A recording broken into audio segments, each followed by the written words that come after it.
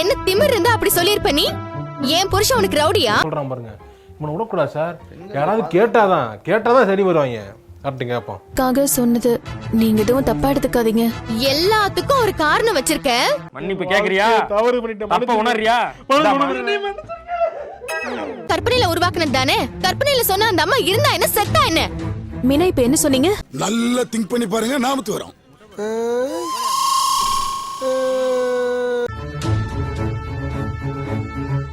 நல்ல ஐடியா கொடுத்தீங்க மீனா.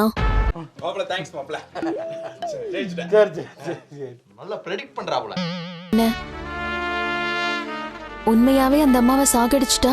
ஐயோ, அடே ஒற்றா, உன்னுடைய சிந்தனையும் செயலும் அப்படியே என்னை போலவே இருக்கின்றது. சூசைட் பண்ணிக்க போறியாடி?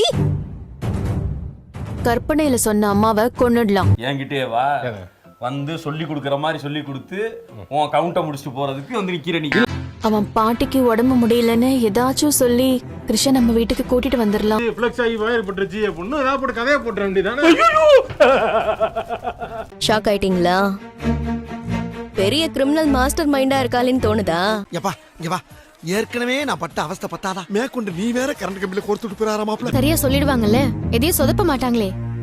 இல்ல, எங்க அம்மா எல்லாம் கரெக்டா சொல்லிடுவாங்க. 3ன்னு வைக்கலாம். முடிஞ்சு போச்சு. குழப்பணும் முடிவு பண்ணிட்டீங்க. அதான் கிடையாது தம்பி. அதுவும் சரிதான். இதுக்கு முன்னாடி உன் அம்மா நல்லாவே கதை சொல்லிருக்காங்கல்ல. வருஷம் இவங்க கிட்ட சர்ப்ரைஸ் ஆகிற மாதிரி நடிக்கிறதுக்கு எனக்கு அவார்டு கொடுக்கலாம். இவங்களும் சர்ப்ரைஸ் பண்றதை நிறுத்த மாட்டேங்கிறாங்க.